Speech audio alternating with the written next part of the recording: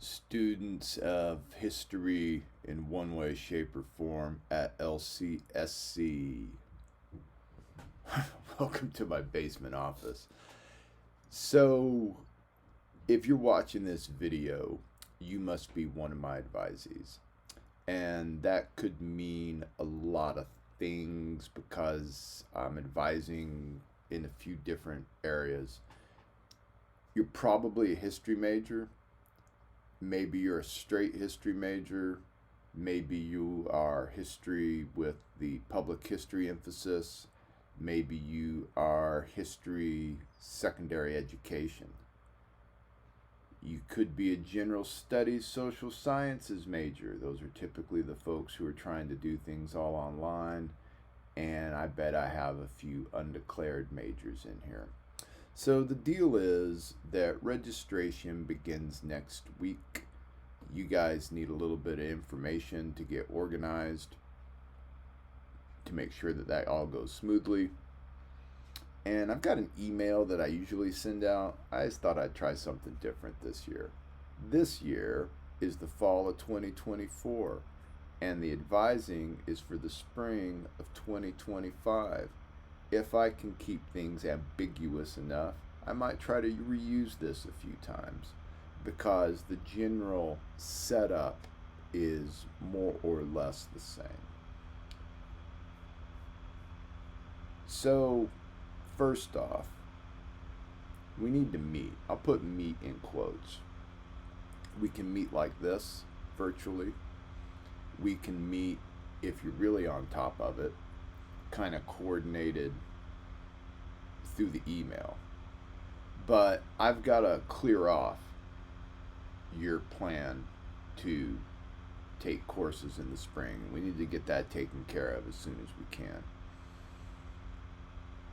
Now, here's the deal for Monday, November 4th, 2024. I'm going to be here virtually until 2. I'm around later, maybe. Not opposed to you sending me an email and trying.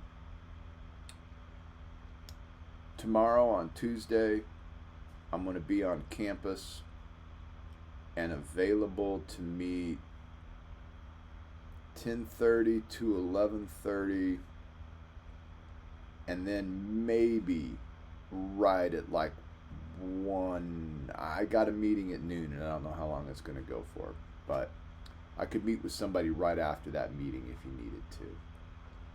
Wednesday, I'm free all Wednesday morning, so that's pretty much, let's call it 9:30. It's getting hard to get up with this new time change.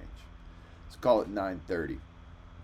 9:30 to 11:30 on Wednesday, and then I'm not gonna be in contact a little bit. I got some out of town plans involved. So anyway, it's a drawn out way of saying, if you want to meet with me, let's get it done in the next 3 days. If not, email's cool. All right. Now, in terms of meeting, I need you to be prepared, right? I need you to review a copy of your program plan. That is the key to figuring out what courses you need to take and what order. Your first step towards graduating is knowing what you're supposed to be taking, right? I need you to review the courses that are available for spring 2025 before you show up. Show up with a proposed schedule that I could give you advice on. All right, just don't come up with the random schedule that I was thinking about this and that, and I really don't know whether these courses are even being offered. All right, look that stuff up. Review your path to graduation, and of course, if you're a freshman, that means one thing, and if you're a senior, it means something else. It's really important that you understand how your program plan works. I am your advisor, but I am only your advisor, right? You are ultimately responsible for making sure you take the proper courses in the proper order. So make sure you're familiar with your program plan. Now let's see if I can make this work just right. Look at that.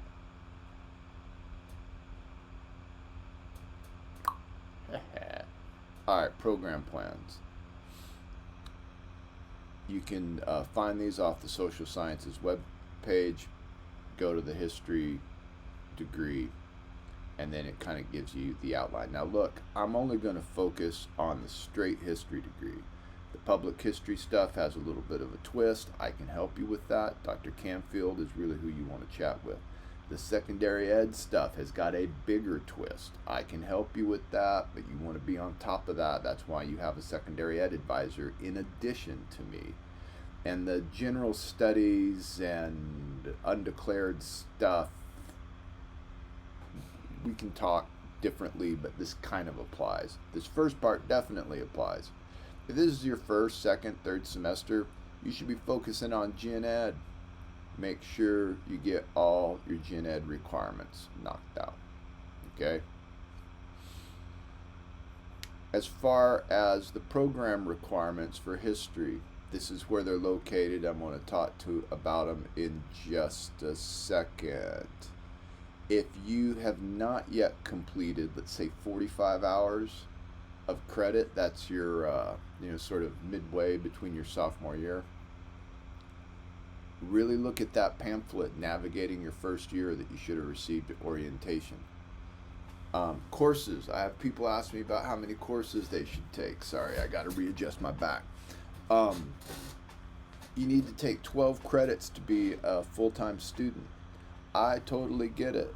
State of Idaho gives y'all an incentive to take more than 12 credits because it's like, if I remember right, it's like the same price between 12 and 18 or something like that. 18's too many for most of y'all, unless you're doing like some kind of like basketball or yoga or some kind of like mental health type thing to some easy classes, right? 12 credits, 15 credits, you ought to be pretty busy, right? So think about that. A few things that you want to think about as far as the history program plans. This stuff here, World History 1, 2, U.S. History 1, 2. You need them all. Doesn't matter what order you take them in.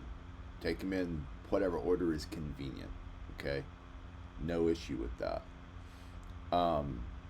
You need to have a broad background. Historians need a broad background. So we've got this breadth area. Take what you want. It says select 9 credits from. You could do worse than Anthropology 102. Sociology. Oh, I'm in the wrong breadth area. I'm going to continue with that. Sociology 101 and a 100 level political science class. You can get some of that stuff in your Gen Ed, because you're going to wind up in this breadth area where you've got to take some of those courses at 300 level or higher. Math. Don't put it off, man. I know some of y'all. Don't put it off. Get your math taken care of. That is the Achilles heel of so many LCSC students. Get that math knocked out. Most of y'all, the straight history majors, are going to need 1 or 2 years of a foreign language depending upon your degree. I strongly recommend that you take 2 years of a foreign language. This is particularly critical if you are entertaining in any way, shape, or form graduate school. I'm not suggesting that you do that, but I'm saying that if you are thinking about that, there will be a language exam. I am also saying that having some kind of foundational elements in Nez Perce for people around here is kind of cool and pretty useful. And then, Spanish, travel all the way to the South Pole, right? With a little bit of Spanish. So don't mess around. You get that knocked out. Minors. Let's talk about minors for a second. You guys should think about a minor. And there's a lot of different ways to think about a minor. A minor could be something you take that goes along with your history degree. So I've got a degree in history and a minor in anthropology. Those seem to go well. I got a degree in history and a minor in, political science. But the minors could be anything. A degree in history, a minor in computer science. I've broadened things out. A degree in history and a minor in finance or a minor in accounting. Or maybe you, at some point down the line, switch your major and you decide, what I really want to do is I want to be a chemistry major. Keep that minor in history. So the minor can either complement whatever it is you're doing, or it can just be like the thing that you think is cool and you want to add some extra dimension to yourself. You never know. You never know. So think about a minor. We don't push that enough at LCSC. Let's talk about some of these core stones, this research skills component here, which is something that a lot of y'all need to think about. Your senior years, you're going to be taking the seminar in social science and history. And these 3 courses here are designed to get you ready to be able to do that. So it'd be useful if you try to, take History 200, Political Science 200, and History 300 before SS 499. I realize that some of y'all maybe declare a history minor late.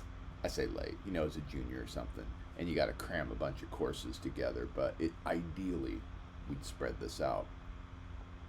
A couple of things to remember about this kind of stuff, at least for the time being.